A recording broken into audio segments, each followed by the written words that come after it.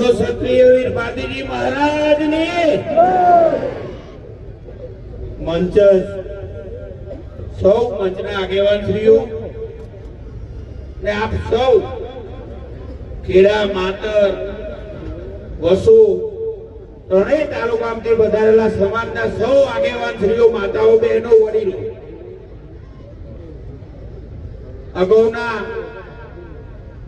વક્તાશ્રીએ જે વાત કરી એની અંદર થોડો ઉમેરો કરું કે આ માતરની ધરતી ઉપર જ્યાં જ્યાં સંમેલન થયું છે સંમેલન કોઈ રાજકીય નથી પણ સમાજની અંદર કઈ ને કઈ રીતે વ્યસન હોય એને નાબૂદ કરીએ ને સમાજના દીકરો દીકરી કઈ રીતે ભણી શકે એની સતત ચિંતા કરવા માટે આ ચિંતન સંમેલન થયું છે હું પણ આ વિસ્તારના બે ટાઈમ ધારાસભ્ય તરીકે આપ સૌએ જ્યારે સમાજના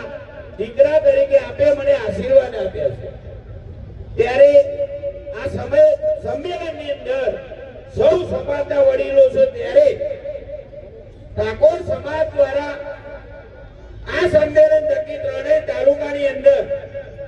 દીકરો હોય કે દીકરીને ભણવા માટે જે પણ સંકુલ બનાવવું હોય તો મારા તરફથી 51 લાખ રૂપિયા હું આજે જાહેર કરું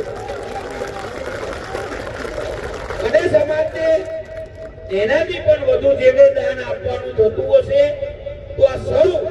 આગેવાનો થકી જે પણ અમારે જવાનું થશે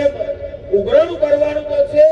તો પણ હું એમની સાથે રહી જે કઈ બનતી મદદ કરી આપ સૌએ જ્યારે આશીર્વાદ આપે છે ત્યારે આપ સૌનો ખૂબ ખૂબ આભાર માનું છું. ખૂબ ખૂબ ધન્યવાદ.